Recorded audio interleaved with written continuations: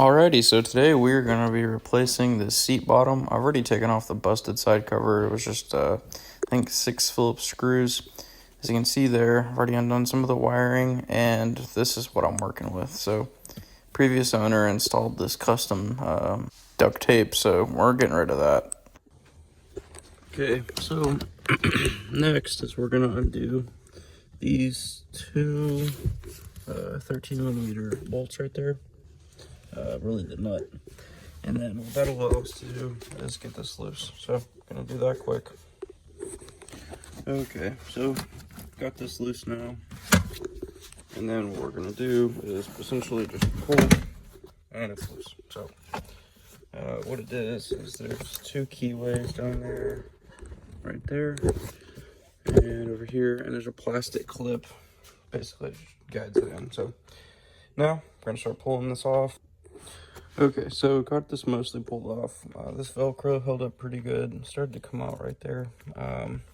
This seat heater does not work. I actually have some new seat heaters, aftermarket kind of deal, but anyways, I assumed this foam was bad, so I went ahead and bought some. I can't afford the cat skins or whatever, so this is just like an Amazon special. I think it was like $100 for cushion and leather, or leather. But anyways, gonna get this pulled off here. The back is a real treat. There's just a lot of clip points, so I'm gonna get this off and I'll kind of show you what worked for me. But yeah, you can tell that got a little toasty. So these 2 clips go on each respective corner, about right there, and they go around the different wiring harnesses that go through. So wasn't too bad. Basically, start at the front, peel it back. Now what I'm going to try to do is start from the back and work forward. Now I am going to try to replace this foam because it's just never going to look right. So this doesn't work anyways. So I think what I'm going to do is add in my new seat heater, and then I'll wire that up another day. But for now, we'll get this swapped out. I'm not sure I'd take this off, so I'm going to poke around for a minute and I'll let you know. Okay, this came off super easy. All this does is it just tucks right under that and holds. This green connector is what actually goes to your seat heater. I just took a flathead and basically just pried on that little clip there. So, wasn't too bad. Yeah, we'll go ahead and get rid of this now. So, cool, well, I'm going to get this new one started to put in place and I'll let you know how that goes. But pretty cool to see, what all is on here. On that Dodge that I've got, I'm working on for my father-in-law. I'm going to be actually swapping in some 6-point race seats into it. So, this is good to kind of familiarize myself with, the gist of a seat there. But yeah, anyways, should be cool. Get this kind of freed back up here, start putting it back together. Okay, so this one doesn't have that kind of detent on the back there. And it loosely does, but doesn't actually curl up. So this is just sat in place, you can just pull it right off. So I'm guessing that the seat cover is meant to lock it on. I did see in a lot of reviews on these under $100. This thing does have auto ride and it works really well. It's incredible. Does not ride like a 3/4 ton, by the way. Anyways, so I'm assuming that this is all just gonna have to lock it in. Now, I'm definitely not looking forward to trying to get this all on here, because I'm assuming it's going to be pretty tight. And if you ever worked with stuff like this, I already know my hands are going to be real mad at me. But anyways, I did see on a lot of these cheaper covers and cushions that they just don't fit well with the OEM stuff. And I think that's just kind of the nature of the bargain there. So whatever. I found this kit. I'll include an affiliate link in the description. Worth looking at anyways.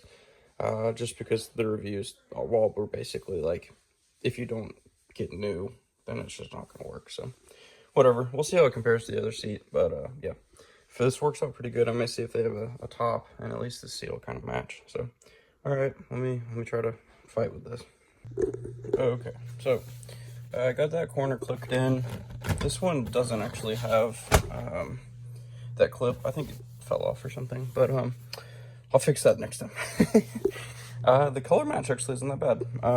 And this material itself isn't too terrible. It's not quite as firm as this, but not necessarily a bad thing. So one thing I will say is this front, going over that, it pops off pretty easy, and I think it's because these sides are kind of long. So this came off 2 times during assembly, so whatever. Probably gonna bolt it down and then cinch it on there and then get this side panel cut in. But yeah, after I do that, I'll get this all smooshed in and go from there. Okay, so I got this all kind of pressed in the best I could. This is my first time doing it. It doesn't look perfect, but I mean, gets the point across. I'm sure I could have gone and like heated that up and tried to make it look a little nicer, but again, this truck isn't perfect. So anyways, geez, there's still freaking glue on there from this stupid tape. But anyways, I'm starting to get this cut out. Probably get this connected and test fit a few times. So sounds like this last one over here you drilled through, which is fine. And these other 3 in my case will just be, you know, on there. So anyways, actually looks like just 2 because everything else is broken. So I would like to replace this at some point. So anyways, we'll get this put on there and show you how it looks. Okay, got the side panel on as much as I can. So, you know, even with these basically 3 screws, it holds it on there well enough. Everything still works. It might be a little slower, but whatever. Help that out a little bit, but yeah, like I said, this keeps popping off, so I might try to put a screw in that or something, but I'm gonna get it on there one more time, not gonna mess with it anymore, and we'll let the wife drive it for 2 days and see what it looks like.